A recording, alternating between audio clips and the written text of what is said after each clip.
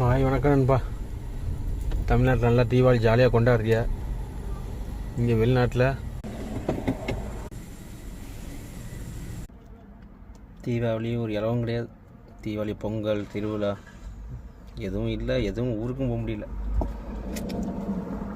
சம்பாதிக்கிறது வாங்குகிற கடனுக்கே சரியாக இருக்கியா?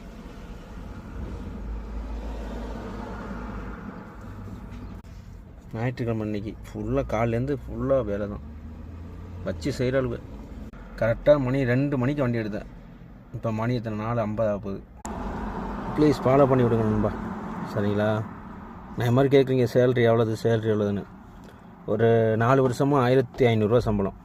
இப்போ 1700. ஊருக்கு லீவுக்கு போயிட்டு வந்தானே 1 வருஷம் ஆச்சு. இப்போ இங்கே தொட்டதுக்கெலாம் ஃபைன் போடுறாங்க.